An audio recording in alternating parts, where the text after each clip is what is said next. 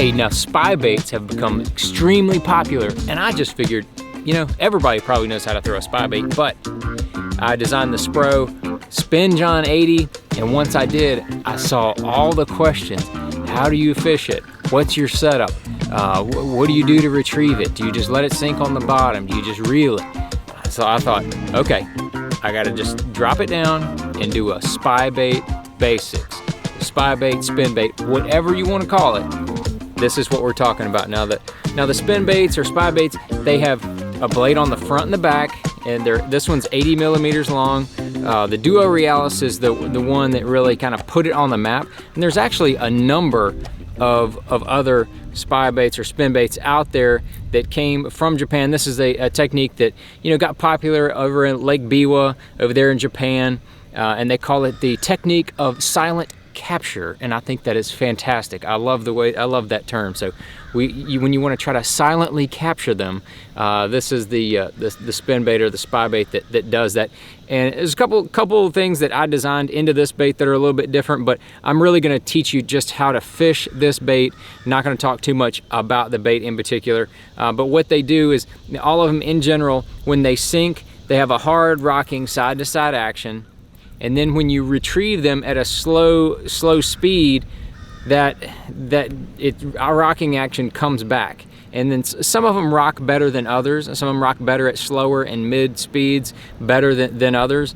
And that's definitely one of the things I did with the Spin John. But the blades on the front and back, they add a little bit of a vibration and a little bit of flash for the fish. But in my opinion, one of the biggest things that it does is it actually slows the bait down so that it rocks more. And that's one of the big things that I feel like that the blades do, is they just slow the bait down and let that bait rock a little bit more as you're slowly retrieving it. So this is a light line technique. Now, you know, some of the companies have come out with larger versions to fish on a bait caster, and they do okay. But in my opinion, the real, you know, to make this deal really shine is to put it on lighter line. Now I think 6 pound is a good starting point. And some of the spy bait gurus, those guys they'll go down to 4 pound tests. I can't really do that. I can't do it. I'm fishing with some of the best line in the world. I've got all the confidence in the world, but you know, we're gonna fish this thing around cover sometimes. A lot of times it's awesome over top of grass, deeper grass and clear lakes. So 6 pound, I use Sunline Sniper, but you wanna have a good high quality fluorocarbon. Now I've used 7. 7 is okay, it does all right. And 8 is pushing it. 8 is where I feel like the limit is on the line size. And because remember, this thing, it's more of a clear water technique, and that bait rocking gets impeded very heavily the more that line size goes up. So if you put it on 10 or 12, you're really gonna be impeding that rocking action. So 6 pound test, you're really gonna get that hard rocking action on the fall and the retrieve. So that's why you wanna go with that lighter line. Now I talked about that light line and that 12 pound braid, but your leader length is also key. You wanna have a longer leader, 20 to 22 feet. You wanna have something a little bit longer. And what that does is it helps keep that spy bait or spin bait down in the water column, so you can have a better experience. If you have a shorter leader, the braid wants to kind of float it up, and you don't get that little bit of stretch. So just after a lot of experimentation, that 20 to 22 foot leader length is the deal. And a longer spinning rod is also another big deal. I throw it on a spinning rod. This is a 7/6 medium action. 7/6 medium action, and you can see it's got a nice light tip on it right there. I think that is important to have the medium action. You don't want to be too heavy, obviously, because we're going to be fishing it on lighter line, but you want to have a longer rod. I think that is the big key. Not just to help you cast. I mean, you know, with light line and a lure with this kind of weight to it, you can zing it on a 6 foot rod, but that 7/6 really comes in handy when you get bit far out and when you start to try to fight those fish, because you know, with that lighter line, you're going to be leaning back on them and trying to get as much as much leverage into them as possible. And then, you know, with that longer rod, you can really play those fish. Smallmouth love a spy bait or a spin bait They absolutely love it. So the smallmouth eating that thing, you know, they're gonna really torque on you and pull on you real hard. But what you're gonna do is you know, you talk about the lighter line. I always put it on a braid. This is Sunline PX8. It's a 12-pound diameter, but it's a smaller diameter braid. It's real supple. It's really good for this technique. I mean, if you want to use basically any kind of, I wouldn't go above 12-pound braid, whatever brand that you're using. And so then we're just gonna go ahead and cast it out there. And when you fish it, you want to think of it as you can fish it like multiple different baits.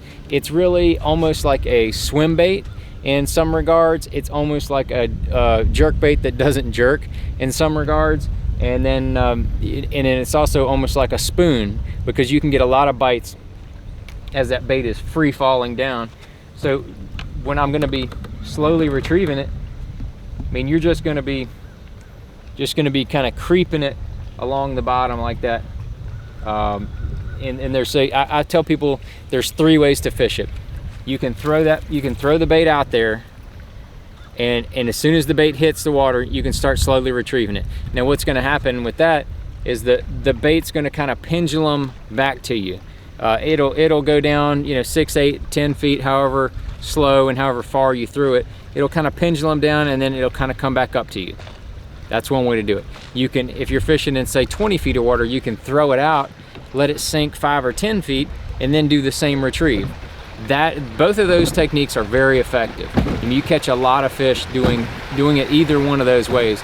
But a third way that I have really had good luck with is to throw it out there.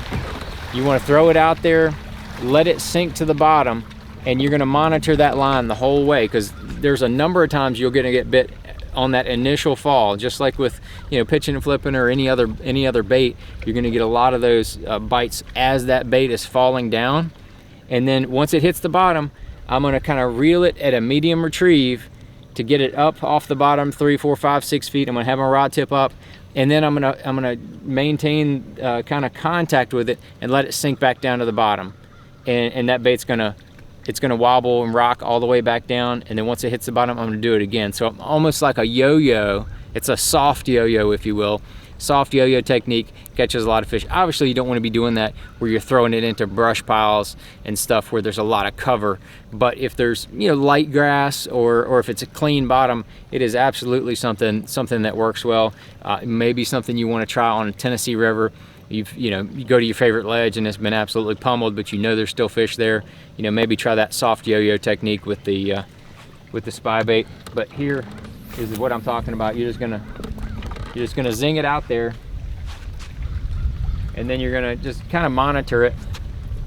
You know, because you'll watch your line. I mean, it's an orange line. It's not too hard to see in real life, but you're just gonna kind of follow it all the way down. And then I can see it's still sinking because I can see my lines going out, and then I can see that it hit the bottom. And I'm just gonna kind of slowly reel it up.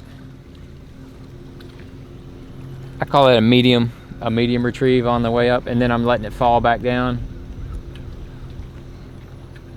Going back up. And then it's gonna kind of just hit the bottom, stop, just like it did right there, and then you're just gonna reel it up and then let it rock all the way back down. That's that soft yo-yo technique. But I mean, that's really it. That is really it. Those are the three basic ways to fish it. It is not rocket science. It's not crazy. It's not anything complicated. The whole thing is just like with jerk bait, crankbait, and swim bait. It's all about angles. You know, so if you're finding a grass bed, you're gonna fish it along the edge of that grass line. If you're fishing it on a point, you're gonna make casts maybe across it, but you want to kind of stay in the strike zone as long as possible. If that makes some sense. You're fishing a ledge, you want to throw that thing kind of right down the edge where those fish are in that strike zone.